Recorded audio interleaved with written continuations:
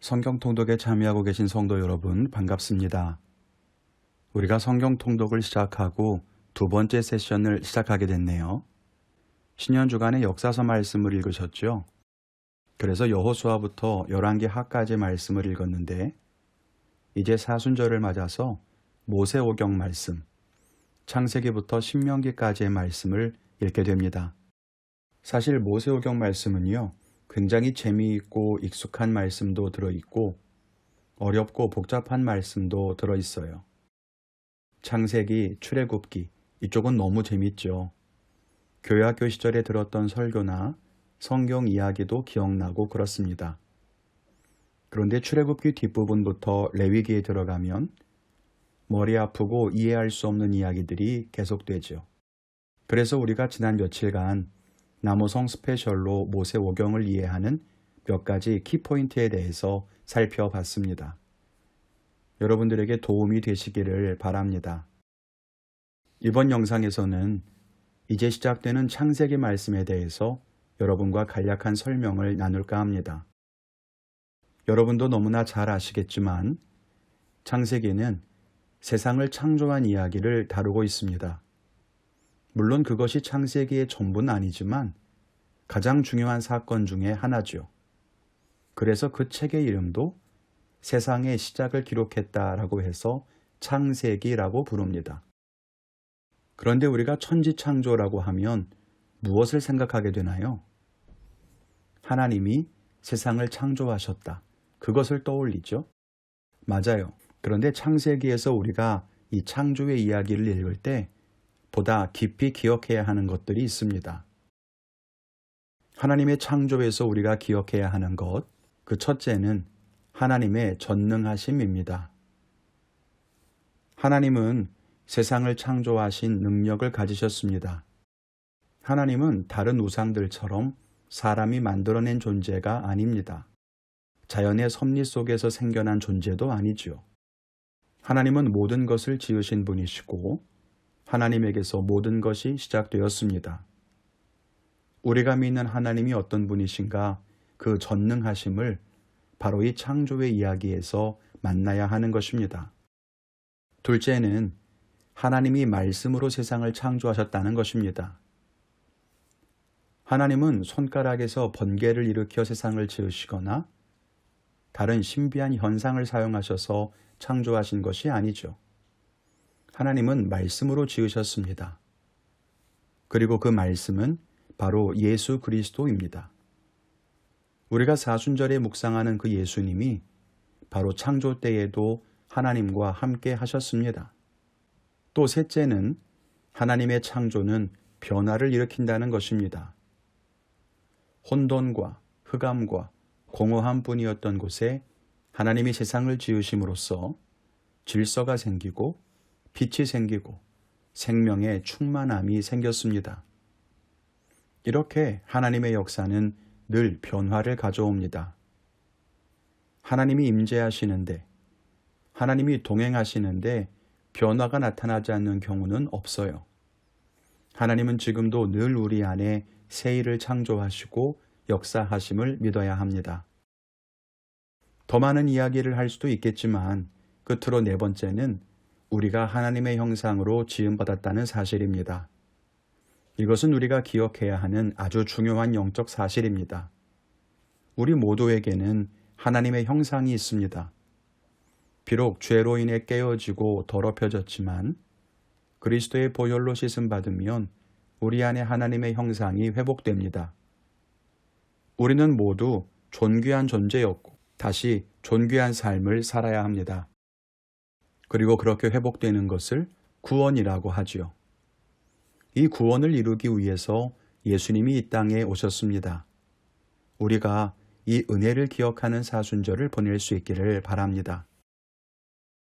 창세기가 세상의 창조에 대한 이야기를 담고 있다고 했지요. 창조는 세상의 시작에 대한 이야기입니다. 그리고 창세기에는 다른 많은 시작에 대한 기록들이 담겨 있습니다. 노아의 방주 이야기를 보면 노아의 세 아들이 각각 큰 민족을 이루죠.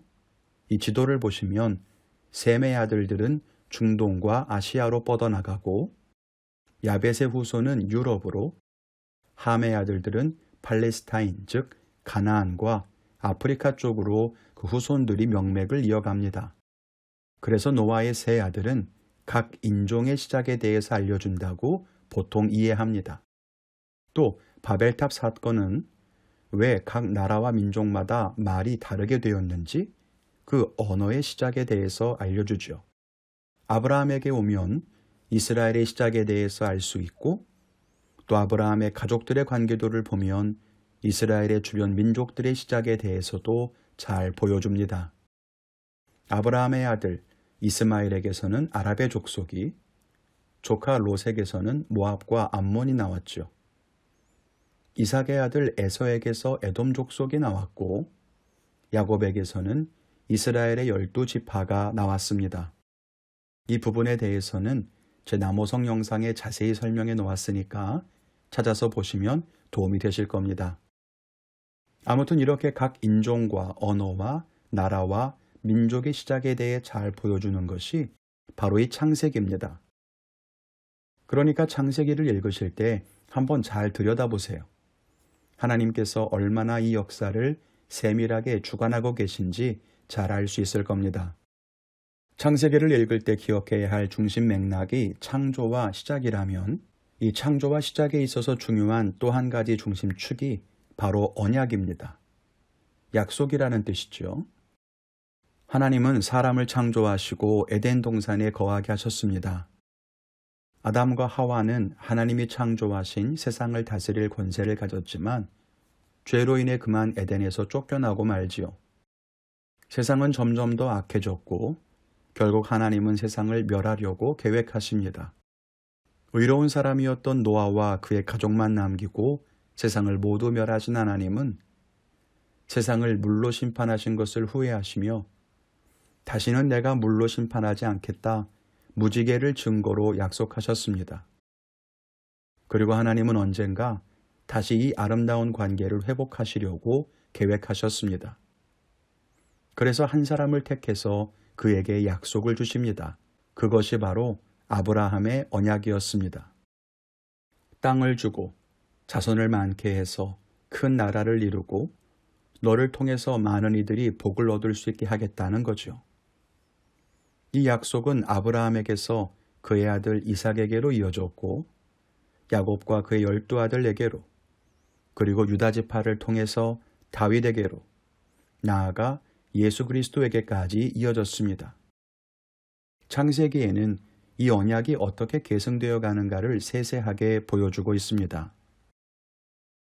지난주에 나누었던 남호성 스페셜 5days 첫 번째 영상을 보시면 언약 계승에 대해 다루고 있는데요. 이 창세기에 보면 언약의 계승이 그냥 아버지에게서 장자에게로 이어져 가는 것이 아니라 특이한 케이스들이 계속 나옵니다. 이스마엘은 이삭보다 형이었지만 아브라함의 정실 부인이 아니라 여종의 아들이었기 때문에 언약에서 탈락되었고, 에서는 이삭의 부인이 낳은 장남이 맞지만 그가 스스로 축복권을 거부하고 하찮게 여겼기 때문에 동생 야곱에게로 언약이 이어졌지요. 야곱에게는 12아들이 있었는데 큰아들은 아버지의 첩과 동침을 해서 아버지의 권위를 무너뜨렸고, 둘째와 셋째는 잔인한 폭력성으로 인해서 언약의 계승자가 되지 못합니다. 결국 장자권은 유다와 요셉이 나누게 되었는데 요셉의 아들 중에서도 큰아들인 므낫세가 아니라 에브라임에게로 장자권이 이어졌습니다.